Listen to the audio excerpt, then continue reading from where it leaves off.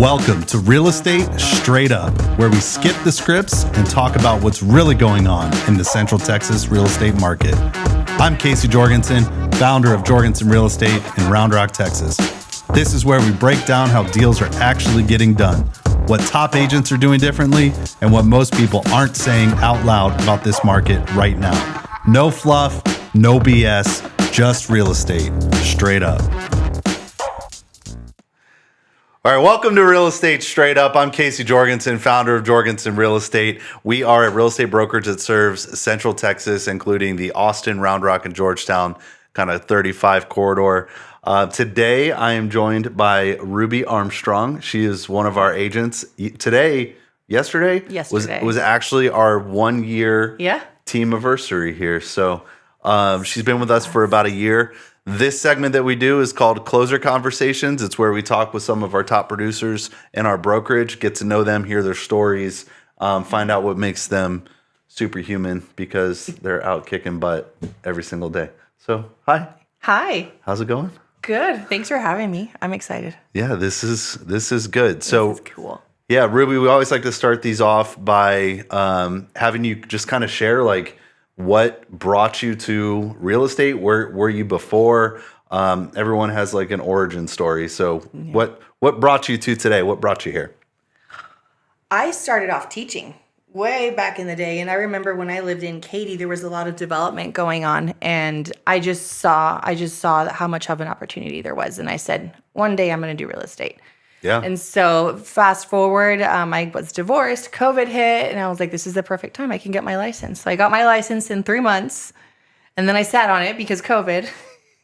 We should come up with a name for agents that got their license in 2020 and 2021, like a oh, that'd be cool. A nomenclature. So so you're in Katy, going through big life changes. Yes, I moved back home. And then COVID hit, so I was locked up. What is it? Almost 2 years, basically, if you count. Where's home? McAllen, South Texas. Yeah, deep South Texas. Yeah. And I sat on it for a few months because I was also teaching online, and I tried, and there was no way. Teaching online that year was horrible. It was traumatic, and so I was like, I can't do both. And then I moved to Austin the following year, and I said, all right, this is it. This is my time. Yeah. And here I am. That's awesome. Yeah.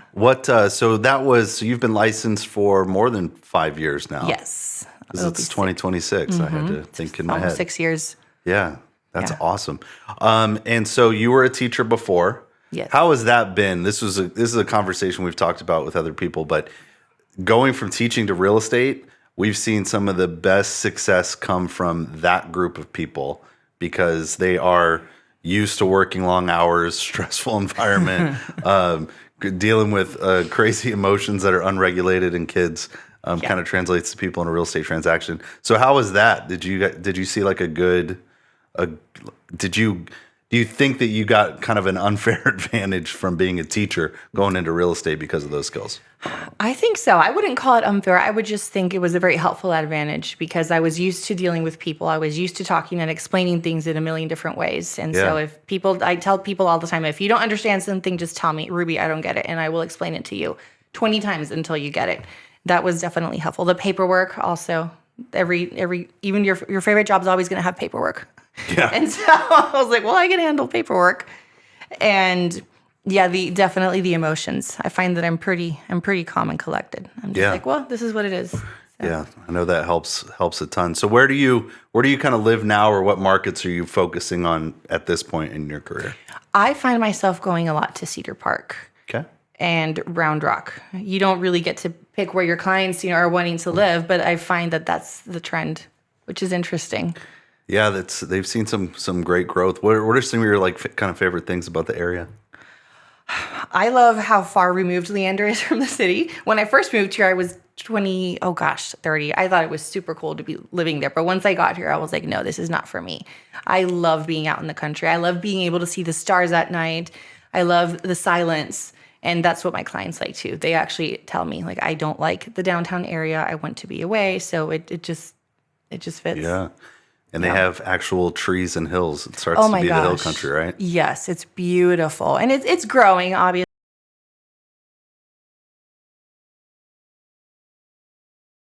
ton of trees. We still have deer. I still run into deer sometimes on my way out of the house, which I love. There's a Costco. There is the Costco. Yeah. Oh my gosh. I went last week. It was so nice. It was dead. I went at 11 o'clock on a Saturday. It was dead. And somebody said, well, it just depends on what time you go. I said, no, I went on a Saturday at 11 and there were no people. There's this person on our team, Adriana. She goes and gets hot dogs there at Costco. Oh, those are She good doesn't hot shop, dogs. but that's why she has the membership. That's the only reason she got Yeah. the membership. Yeah. I'm not going to tell Alexander that. It's okay. So what about, so you're kind of your client base right now, and I know we're going to talk about your the niche that you kind of are focusing on these days, but let's talk about buyers or sellers. Like which are you kind of working those evenly, or do you prefer working with one or the other? I'm actually working more with sellers, and that was it being my first year in the sales area of real estate. It was unintentional. I just made my phone calls. I met my people, and they turned out to be mostly sellers. I've had one set of buyers in the past, and I enjoy them both. But if you let me pick, I'm going to pick sellers. Yeah. I haven't had a nightmare just yet, so I really like sellers. Yeah, from what I've kind of observed from my side as the broker is, your sellers have been really awesome. And I know some of them you've kind of, I know you've met some sellers that are in kind of tough and sticky situations, things like life changes with divorce and people in a short sale situation and things like that. How's that been going? That has gone really, really well. And I know it can go south really quickly, but what I've done both times is I've gone in with the information, I've heard them out, and obviously they don't want to short sale. Really nobody wants to. But when I explain the numbers to them and we walk through them together and we look at the scenarios, we look at leasing, we look at staying put, we look at everything. And in the end, they've both said the same thing. Like, you were honest with me, you didn't sugarcoat anything, and I appreciate that. And so they feel comfortable and confident moving forward with the short sale. That's awesome. Yeah. So kind of to switch gears just a little bit here, I don't think they can see on the camera, but you are a mom. Yes. And you have an awesome son that I met, Alexander. Yeah. But below the table here, she's about a couple weeks out from adding another 26 days, I think. Yeah, 26 days. So how do you manage that kind of stuff? I know that there are a lot of people in real estate and a lot of women that have families and tons of expectations to be a wife and a mom and a housekeeper and a real estate, a business owner, and all those things. How do you manage all of that? A huge part of it is my husband. He's amazing. He's been very supportive. And this pregnancy, I was exhausted. I mean, I would sit down and fall asleep in 30 seconds. So a lot of the housekeeping stuff the cooking has gone to the wayside. But the rest of it, as far as balancing being a mom and a realtor, has been tough. And it's really easy to go into panic mode. And so what I have found is just perspective. It's instead of saying, how am I going to do this? How am I going to balance being my mom? It's more, I've changed it more to, I get to. I'm a realtor. I have the flexibility. I get to take Alexander with me on a listing appointment. Yeah. I get to stay home and work from home. I can make my phone calls while I'm in bed in my PJs, and that works. So I get to do this, seeing the opportunity and the positive in it. Yeah. And that's helped a lot. And I know that, I know our clients in real estate in general, they're all scattered about, like, with their schedules and the times and things like that. So yeah, that's awesome. And I think that's a good way to frame it, is to say, like, hey, I get to do this and I get to do. Somebody said to me, I won't say they were complaining, but they were talking about how busy they were and everything. And I was like, you get to be busy. At one point you wished for this, you know? Oh yeah. And so being able to frame it that way, that's awesome. That's really admirable. When it comes to, so we talked a little bit about the market and kind of what people are seeing right now. What are you feeling kind of on the front lines with the market right now? I'm seeing definitely more inventory. So more options for buyers. And also on the flip side for sellers, people have more options. So we want to be sure that we are negotiating fairly, obviously, but that we're responsive to what people are asking for. We're not going to play super hardball because that can get us in trouble. What about those clients that you sit down and say your property is worth, $425 right now, based off the data, is kind of what our advice is. What about those clients that are saying, like, let's start at $475 and things like that? Has that been working out for people? No, and I've told them we definitely can. Like, the numbers, sometimes they do support listing higher, but if you look at the pricing history, we will see that they ended up reducing to what I am suggesting. So we can just know that after 2 weeks, if we don't have enough showings, that we need to talk about a price reduction. So I'll ask them, are you open to a price reduction? Yeah. And a lot of times they say yes, but then once we get down to looking at the net sheet, they say no, we think we can get more. And I track them. I've gone back and seen how they did because they go with somebody else and they ended up expiring or withdrawing. And they've reduced to more than what I suggested to start with. Yeah, that's what we were talking about also this week was last year only about 65% of sellers were successful in selling their property. Yeah. The other ones took it off the market, leased it out, and then there was a smaller percentage that went to foreclosure. So, yeah, that makes sense. Yeah. And I know that we've worked with a few clients where coming in and saying, helping them understand the data so they could make a really good informed decision for themselves with that. Well, and I think what's happening too is what's sad is that a lot of realtors operate by, yes, I can sell your house for this much. And they'll tell the person what they want to hear just to get the listing. Yep. And thinking that, well, once they're signed with me, I'll just get them to reduce the price. And so they think that we're lying when in reality we're telling them the truth. Yeah. Yeah, there was an email that got sent out after, it was an apology email to an agent friend of mine. The seller said it happened exactly that way, where somebody convinced us that we could start higher. We trusted them, and we ended up taking way less than what you had initially recommended because the market changed. So, okay, that's awesome. And so I want to talk a little bit about, you have kind of a specialty in a group of clients that you love to work with that we were talking about before we started filming. Tell us about that. Tell us who's kind of filling your bucket of happiness on the client side. Oh my gosh, my Spanish speakers. I come from a background in education. I've always worked in bilingual education, so I've always had a soft spot. And then now that I'm working outside of real estate and I see, they're my people, whatever part of Latin America we're from, and I see how hardworking they are and how they're just lacking so much information. Right. It's not. It could be because of the language barrier. It could be because they're just so busy working, keeping 2 or 3 jobs that they don't realize that there are opportunities for them to own a home. And so I've spoken to people and I've asked them, have you ever thought about buying? And they'll just look at me and say, you know what? Nobody's ever asked me that. Yeah, that's a good point. And I think there's some misconceptions out there too. Like a lot of people don't know Texas Realtors, our state association, they've translated a lot of our common contracts and addenda that we have those written in Spanish to help guide people and explain, hey, here's what the contract is, and here's a translation that our association's provided for you. So there are some really cool tools out there because I know a lot of it sometimes comes down to understanding of the process. Yeah, so. That's what it is. And I let them know, I've got the Spanish version here. You still need to sign the English one, but I've got it here, and I'll walk them through it. I'll walk through the application. It's just taking them from 1 to 10, the very basic understanding. And shameless plug for our brokerage.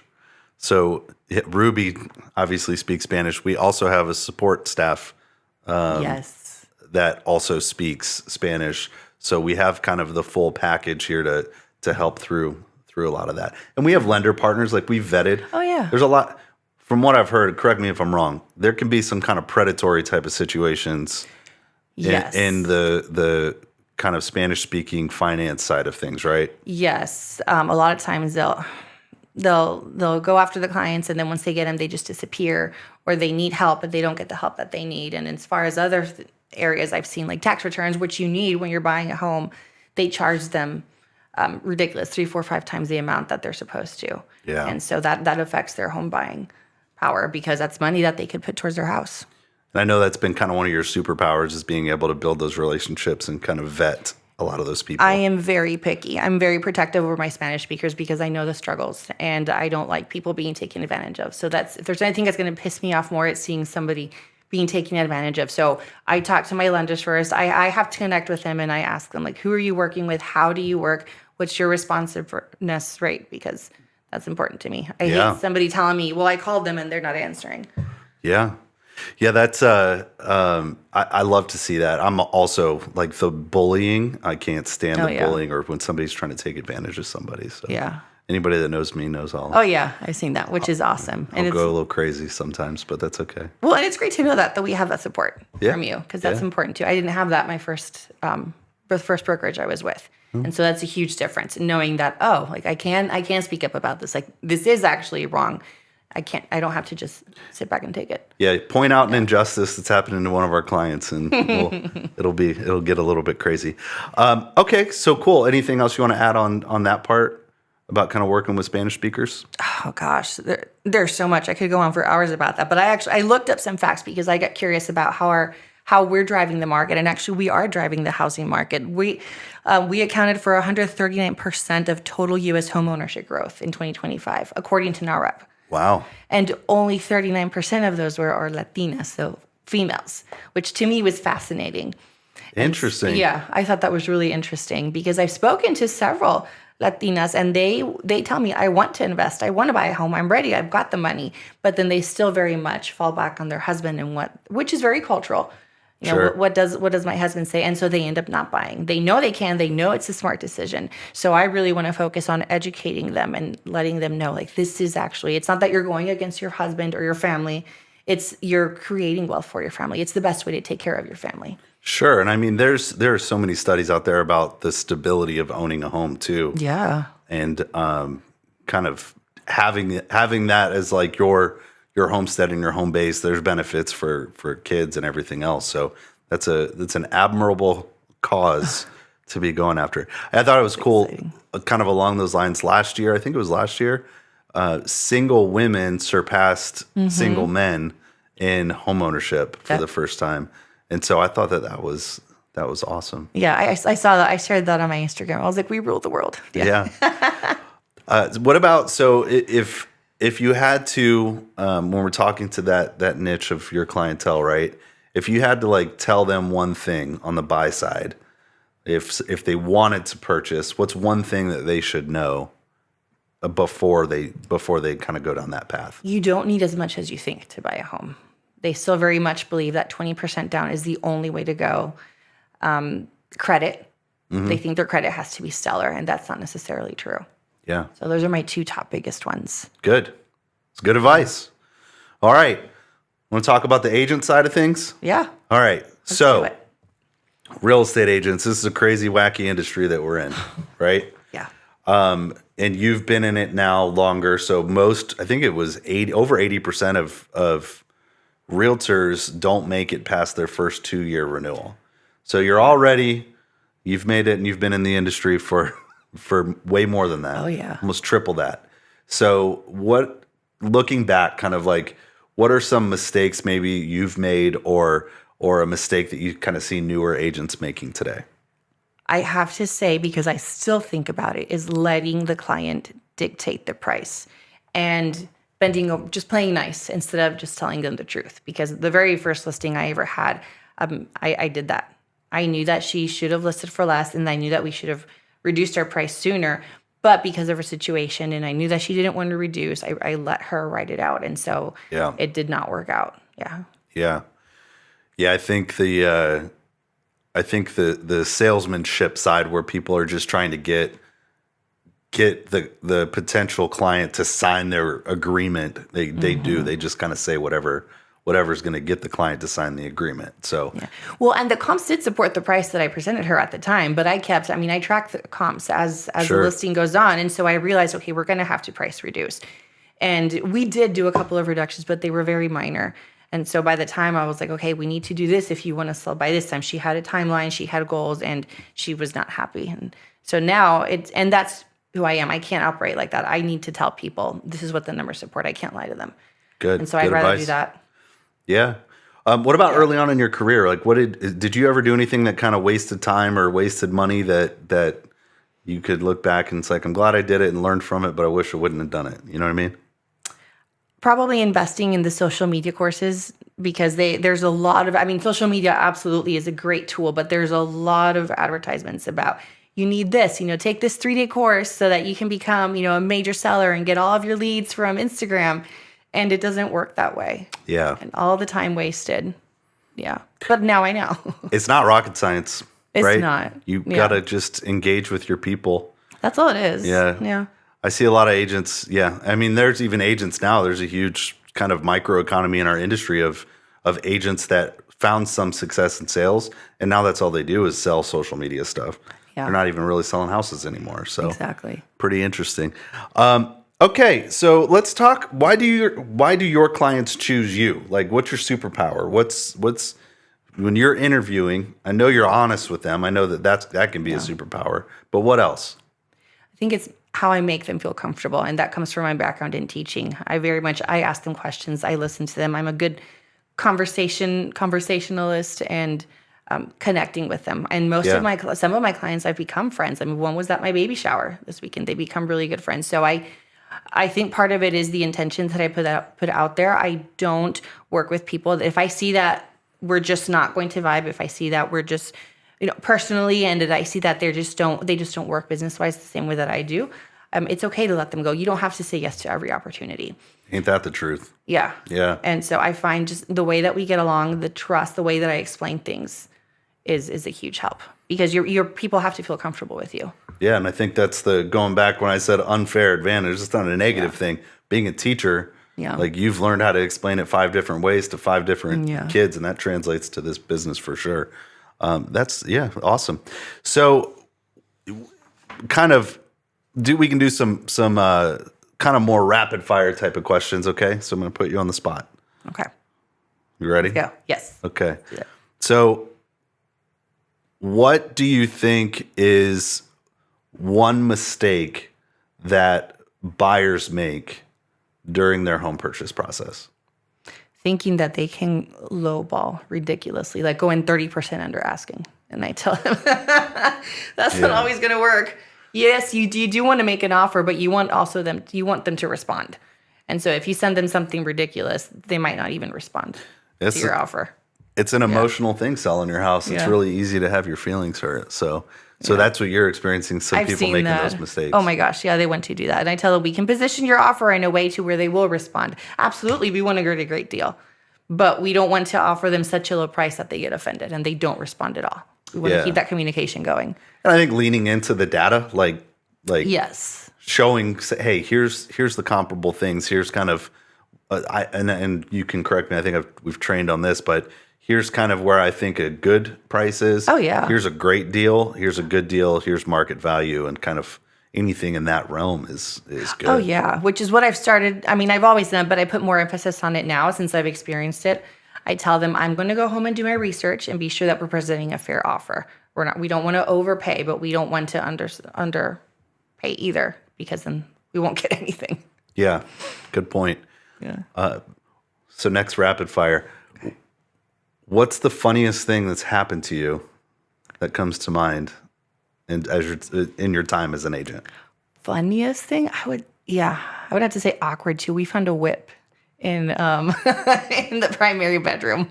Like just hanging on the wall, or like it was on the top shelf. We were just sitting there looking around, and then I think the client saw it before I did.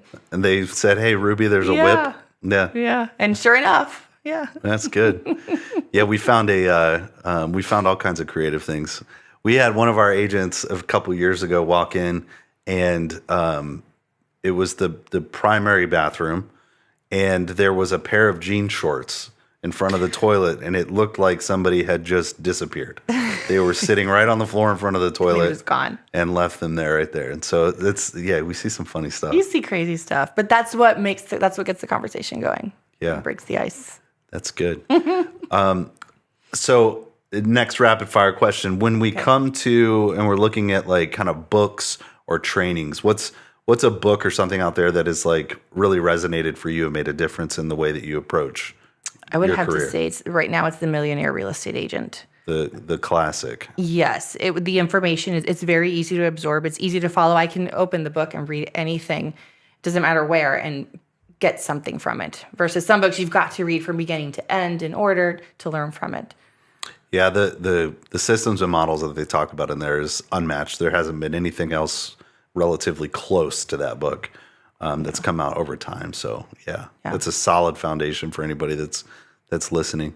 What is one thing that you wish you knew before you got into real estate that you didn't already know? One thing I wish I knew. People will not call you back. You have to keep calling and calling and calling and keep calling because they will not call. They'll call you back if and when they're ready. So, Right. And I've seen that time and again. I've done some emails where I'm just, you know what? They're not responding, but I'm still going to email them. And then 6 months later, I'll get an email. Hey, Rubie, I'm ready to list. When can you come? I'm that consumer. Like I'll reach out and have a real like a need for something, and I'll reach out to somebody, online or whatever, and I get busy, and so I don't respond. But yeah, sometimes it takes them 10 tries. Whether it's like a piece of software or something, but the 10th try, I'm like, hey, I'm really sorry, I haven't gotten back to you. It just wasn't a priority and whatever. So yeah, I think our customers before their clients, it's the same thing, right? And they see that. Yeah, I think they need to see that consistency. And that's how you stay top of mind, I've learned. I'll get text messages sometimes, and I have no idea who it is because it's been so long. So I have to go back in my notes and be like, how did I reach out to this person? Are they a seller? Are they a buyer? Because it's just been so long. Yeah, but they come back around. Yeah, they come back around, which is always exciting. Yeah, that's good information. I think a lot of agents too, they get their feelings hurt, so they'll have like a conversation with somebody, and the term ghosted is always thrown around, like, oh, that lead ghosted me, or those customers that I was interviewing with, they've ghosted me. Sometimes they're not ghosting; they just life happens, and they reach out when they're good and ready. When they're ready. Yeah. We don't know what's happening in between. Yeah. What about when it comes to, what are you looking forward to this year besides the new addition to the family? I'm looking forward to creating a new plan for how I'm going to make this work moving forward. A lot of change happened in the last year, very, very close together, which was exciting and good. But I tend to enjoy my peace, so I don't do well with too many changes. So it's creating a plan now, and then again, I get to create a plan. I get to create a new plan for how to incorporate my new life with real estate and how it's going to grow from there. Yeah. So there's a lot of things that I'm chewing on right now and figuring out how I'm going to make it work, especially with now that I've decided that I'm going to focus more on the Spanish-speaking community. It's bringing that vision to life. Yeah, that is exciting. And I will tell you, I watch agents constantly that they will have a full day to complete a task and all this extra time, and they take the full day to complete the task. But when you're busy and you've got to get something done in that time frame, I was most productive when my son was born. Yeah. And I had nap times to complete like an entire day's worth of work. Yep. And I was so efficient. And it's because the time available, you use the time that's available to complete what you need to complete. So, and on one hand, could be a blessing because you will be very efficient with your time, so you can protect your mom time, right? Yes, exactly. And that's what it's become more about. Is I want this time with my son. I want this right now. It's Alexander, right? Because he's here Earthside. I want this time. And so I've learned communicate, let my clients know. I block out 2 hours in the evening and I let them know I'll get back to you after that or before that. And that time for me has become really sacred. And Alexander knows, like, there's no phone for mom at that time. I tell him unless it's an emergency. And it's so great seeing him understand that and grow with that. And he gets to see also that example. That's awesome. Yeah. So it's seeing more of that and how that's going to evolve. It's exciting, Definitely, I mean, life is interesting. So keeping up with all of it and accomplishing everything and doing it well, got to be disciplined, but it's possible and it's fun. Oh, yeah. And I have found that I'm more productive when I do things in chunks instead of taking 2 or 3 days. I love the idea of taking 2 or 3 days. I'm just not wired that way. I've realized, I don't know if it's me becoming a mom or getting older, that I just can't focus for that long. Yeah. So doing things in chunks is something I've had to learn, but I do better and I focus better. Yeah, I think that comes with experience, like knowing yourself, right? Yeah. Knowing what helps get things completed. Yeah. So, that's awesome. We'll cool. See. I'll report back. Yeah. Is there anything else that you want to share? You want to talk about? No, I don't think so. I mean, those were the most important things for me, like life as a realtor mom, and then my Spanish speakers. Well, we appreciate it. Yeah, thank you. Thank you for asking and listening. I'm excited. This is the first time I get to talk about this out loud. Yeah, nobody loves to sit and get on and talk about themselves. So we're doing these conversations because your customers and your clients, they want to know who you are. They want to know who they're working with. So we appreciate you taking the time. It's not scary to get in this studio with the spotlights and the cameras. No, and once stuff, you get started, it is fun. at first. Yeah, no, it's fun. I did like this. We should do it more often. All right. Well, if you're looking to buy in Central Texas, especially in the Cedar Park kind of Leander area, Rubie is an amazing, amazing agent to talk to. If you're a Spanish speaker, I should have learned how to say this in Spanish or written it down, but I guess I can't. I don't know it well enough. I need you to teach me. That's okay. Yes. But if you are a Spanish speaker that's thinking about purchasing a property, Rubie should be one of the first people that you go and talk to. She will let you know straight up, no pressure, how to make that happen. I've seen her do it. So, so thank you. And this has been Real Estate Straight Up. Yeah. So we'll see you later. Thank you. We'll see you later. Okay. Fun stuff. And that's a wrap. If you got value out of this, don't keep it to yourself. Send it to someone who needs to hear it. And if you're in Central Texas thinking about making a move, we're here at Jorgenson Real Estate. We'll see you next time.